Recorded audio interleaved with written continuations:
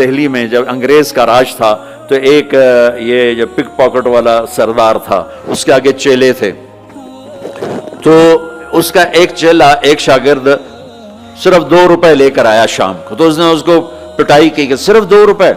اس نے کہا استاد آج بہت موٹا مال کمایا تھا، آج ایک انگریز کی جیب کاٹی تھی، اس میں بڑے پیسے تھے، لیکن جب میں 4 قدم چلا تو مجھے خیال آیا کہ قیامت کے دن اگر عیسیٰ علیہ السلام نے میرے نبی کو گلہ دے دیا کہ آپ کے امتی نے میرے امتی کی جیب کاٹی تھی، تو مجھے ان کی وجہ سے، میری وجہ سے میرے نبی کو شرمندہ نہ ہونا پڑے، تو میں نے جا کر اس کو واپس کر دیے اور یہ 2 روپے اپنے دے کھسکا کے لائیں۔ تو وہ اس کا استاد بھی رونے لگا کہ بیٹا یہ 10 روپے تیرا آج کا انعام ہے، تو نے کمال کر دیا۔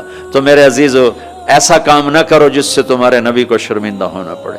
یہاں رہتے ہو صحیح طریقے سے پیپر بناؤ، غلط طریقے سے پیپر مت بناؤ، ٹیکس چوری مت کرو، ٹیکس کی چوری کے لیے ہیلے بہانے جھوٹ مت کرو۔ مسلمان سچ بولتا ہے، جھوٹ نہیں بولتا، مسلمان دھوکہ نہیں دیتا، دیانتداری سے کام کرتا ہے۔ 4 ٹکے بچا کر کیا کر لو گے؟ جھوٹ تمہارے چہرے کی لعنت بن جائے گا، قیامت کے دن کی سیاہی بن جائے گا۔ اور میرے نبی نے فرمایا جو دھوکہ دیتا ہے وہ میری امت سے خارج ہو جائے، من غش فلیس منا، جو نماز نہیں پڑھتا میری امت سے خارج ہو گیا، یہ نہیں کہا۔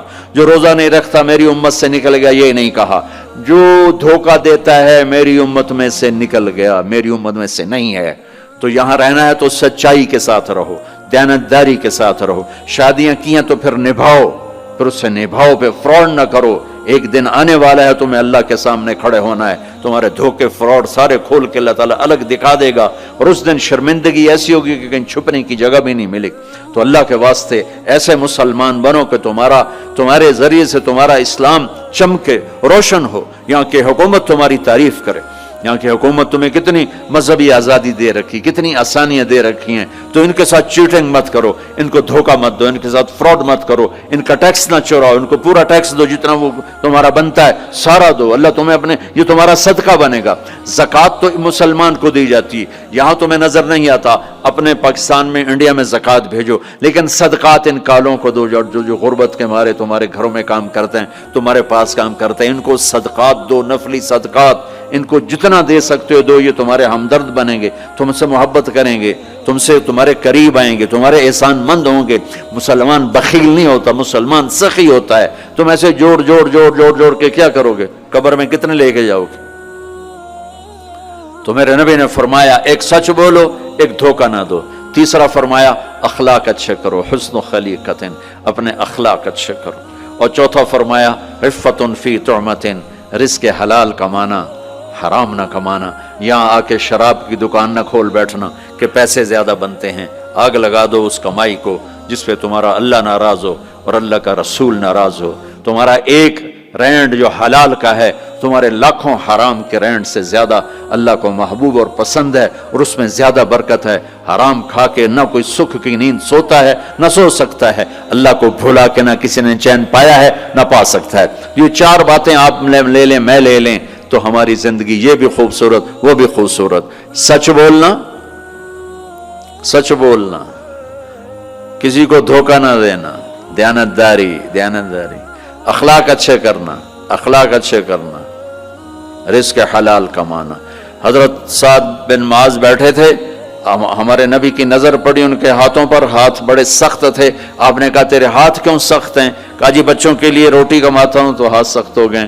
تو آپ نے ان کے ہاتھوں کو پکڑ کے بوسہ لیا ایسے اور فرمایا بچوں کو حلال کھلاتے جو ہاتھ ایسا ہو جاتا ہے اس پہ جہنم کی آگ حرام ہو جاتی۔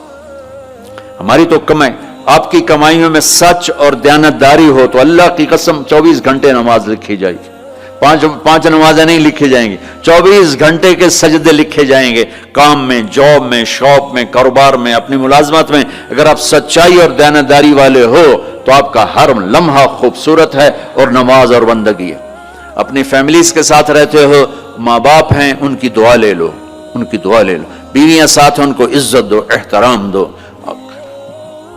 گھر والوں کو حسن سلوک سے رکھنا، یہ بہت بڑا ایمان ہے۔ میرے نبی نے فرمایا سب سے اعلیٰ درجے کا مسلمان وہ جو بیوی کے ساتھ اچھا سلوک کرتا، پھر آپ نے کہا میں اپنی بیویوں کے ساتھ سب سے اچھا سلوک کرتا۔ تو وہ ایک نوجوان میرے پاس آیا، کہنے لگا جی بیوی سے جھگڑا بہت ہوتا ہے تو مجھے کوئی تعویذ دے دو۔